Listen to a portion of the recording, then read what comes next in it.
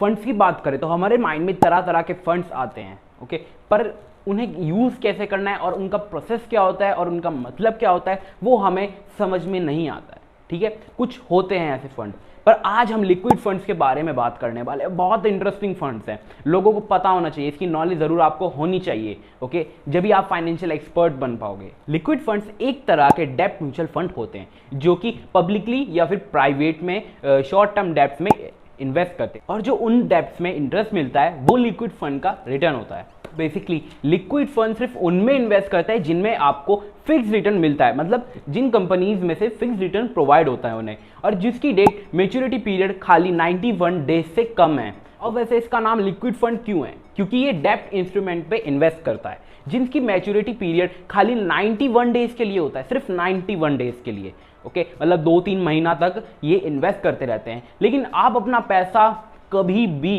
कितने साल तक रख सकते हैं उस पर भी हम बाद में बात करेंगे। चलिए कुछ एग्जांपल से समझते हैं लिक्विड फंड के बारे में जिसका पीरियड खाली मैच्योरिटी 91 डेज के लिए होता है, ओके। तो यहाँ पर अगर किसी कंपनी को लोन चाहिए तो लिक्विड फंड उसे लोन प्रोवाइड करेगा, लेकिन वो कंपनी अपनी लिमिट बताएगी, ओके। वैसे 91 डेज तक के लिए लिक्विड फंड एक कंपनी में लोन दे सकता है, लेकिन उस कंपनी को 91 डेज के अंदर ही लोन देना पड़ेगा वापस इंटरेस्ट रेट के साथ, तो आपका रिटर्न बन जाता है। इसी तरीके से फंड मैनेजर अलग अलग कंपनी में 91 डेज के लिए पैसा इन्वेस्ट करते हैं। जिस कंपनी को 1-2 मंथ के लिए या फिर 3 मंथ के लिए पैसा रेज करवाना है, सिर्फ लिक्विड फंड उनमें ही इन्वेस्ट करता है। तो लिक्विड फंड का प्रोसेस इसी तरीके से काम करता है, जिसका शॉर्ट टर्म पीरियड खाली 91 डेज के लिए होता है, इसका मैच्योरिटी पीरियड खाली 91 डेज के लिए होता है, ओके। तो इस तरीके से हमारा लिक्विड फंड काम करता है। देखिए इसका ये मतलब नहीं होता कि आप सिर्फ 91 डेज के लिए ही इन्वेस्ट कर सकते हैं लिक्विड फंड्स में। 91 डेज से भी ज़्यादा 1 ईयर 2 ईयर उस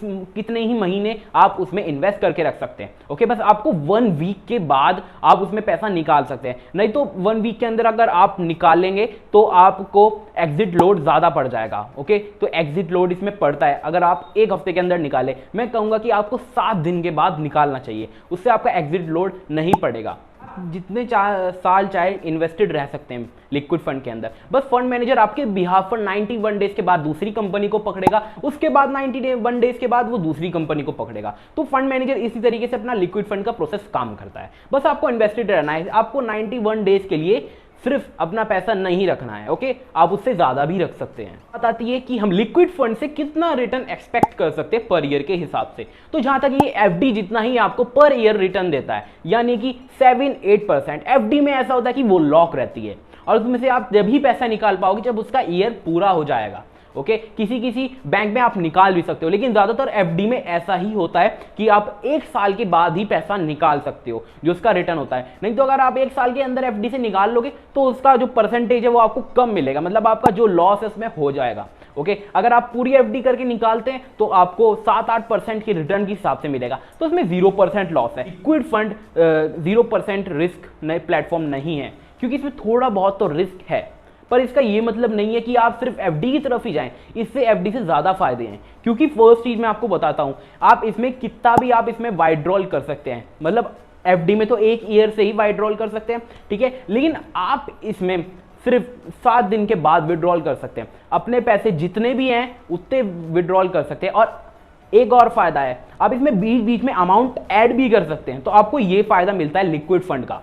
बस अगर कंपनी, आपको बस ये चेक करना है कि लिक्विड फंड गवर्नमेंट सिक्योरिटीज में पैसा डाल रहा है, तो आपको किसी भी म्यूचुअल फंड वेबसाइट पे आपको दिख जाएगा आसानी से सारा डेटा, ओके। या फिर 3 रेटेड कंपनीज पे पैसा लगा रहा है, ताकि देखा जाए गवर्नमेंट अगर सिक्योरिटीज पे लिक्विड फंड अपना पैसा इन्वेस्ट कर रहा है तो आपका सही टाइम है, आपको भी लिक्विड फंड के अंदर पैसा डाल देना चाहिए, क्योंकि गवर्नमेंट सिक्योरिटीज कभी भी पेमेंट पे डिफॉल्ट नहीं करती है। और 3A रेटेड कंपनीज पे आप लगाएंगे क्योंकि वो सबसे सेफ होता है, ओके। तो मैं आपको बता दिया कि आप इन सिर्फ 2 प्लेटफॉर्म पे लगा सकते हैं, गवर्नमेंट सिक्योरिटीज पे या फिर 3A रेटेड कंपनीज पे, उन पे आप अपना पैसा लगा सकते हैं अगर लिक्विड फंड उनमें लगा रहा है। देखिए लिक्विड फंड के जितने भी आपको रिटर्न है वो फ्लक्चुएट करते रहते हैं, वो ज्यादा मतलब इतने भी फ्लक्चुएट नहीं करते। आपको 6 से लेकर 7% तक के बीच में आपको प्रॉफिट जरूर मिल जाएगा 1 ईयर में, लेकिन इतना भी फ्लक्चुएट नहीं करते कि आपको सिर्फ अपना जितना पैसा लगाया उससे कम ही मिल रहा है, ओके, तो इतना फ्लक्चुएट नहीं करते हैं इसके लिए। कि मैं आपको एक फायदे की चीज बताता हूं, जो कि मैं आपको हर वीडियो में एक चीज बताता हूं जरूर,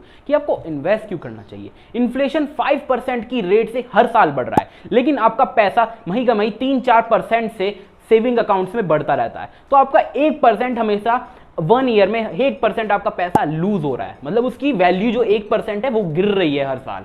तो आपको इन्वेस्ट करने के लिए आपको 5% से ऊपर लेके जाना पड़ेगा। तो आप जैसे म्यूचुअल फंड में लगा सकते हैं, एफडी में कर सकते हैं, क्योंकि इसमें 6-7% का आराम से रिटर्न मिल जाता है एफडी में। तो आप उसमें भी इन्वेस्ट कर सकते हैं। अलग अलग प्लेटफॉर्म में अलग अलग हिसाब से परसेंटेज मिलती है रिटर्न की। तो ठीक है, तो आप 5% से थोड़ा ऊपर ले जा सकते हो अपने पैसों को, तो उसकी वैल्यू बढ़ जाएगी। तो ये फायदा है इन्वेस्टिंग का। सबसे ज्यादा फायदा होता है लिक्विड फंड में, लो रिस्क प्लेटफॉर्म पे इन्वेस्ट कर सकते हैं आप। कोई दिक्कत आपको नहीं प्रोवाइड होने वाली है यार।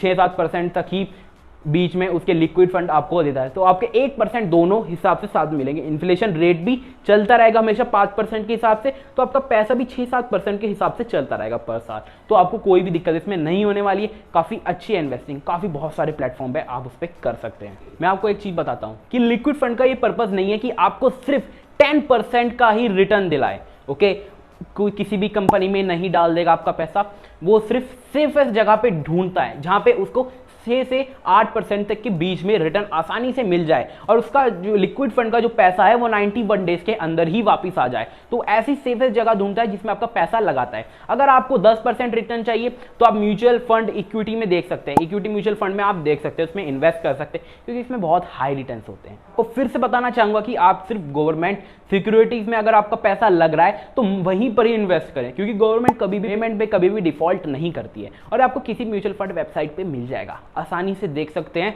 काफी लो रिस्क प्लेटफॉर्म है, ठीक है। आसानी से गवर्नमेंट सिक्योरिटीज पे अगर पैसा लग रहा है तो अपना इन्वेस्ट कर दीजिए फटाफट से, या फिर ए रेटेड कंपनीज पे, AAA रेटेड कंपनीज पे अगर पैसा लग रहा है तो वहां पर इन्वेस्ट कर दीजिए, आपके लिए सबसे बेस्ट ऑप्शन रहेगा। तो यहां पर मैं लिक्विड फंड के बारे में एक और आखिरी चीज कहना चाहूंगा कि एफडी से थोड़ा मिलता जुलता है, पर इसमें आप लिक्विड फंड में ये फायदा है कि आप कभी भी विड्रॉल कर सकते हैं, कभी भी डिपॉजिट कर सकते हैं, और कितने ही आप साल इसमें रख सकते हैं। मतलब यहाँ पे ओपनली प्लेटफॉर्म है एक तरीके से ये, पर इसके रिटर्न फ्लक्चुएट होते रहते हैं, पर लेकिन ज्यादा कम नहीं होते, 6 से 7% के बीच में रहते हैं। तो इसमें आपको 8% का भी रेट मिल सकता है, इसलिए आप इसमें इन्वेस्ट कर सकते हैं। इसमें विड्रॉल भी, डिपॉजिट भी आप कर सकते हैं, लेकिन एफडी में ऐसा नहीं होता। एफडी एक तरीके से क्लोज हो जाते हैं, जिसका नाम है फिक्स डिपॉजिट। अगर आपको एफडी जितना रिटर्न चाहिए अपने सेविंग बैंक अकाउंट पे, तो ऑटो स्वीप का एक ऑप्शन आता है। किसी किसी बैंक में होता है, किसी किसी बैंक में नहीं होता है, आप जाके ऑन करवा सकते हैं। इसके ऊपर भी मैं आपको एक पर्सनल वीडियो लाकर दूंगा, जिससे आपका इसमें भी ज्यादा क्लियर हो जाए, क्योंकि ये बहुत काम की चीज है।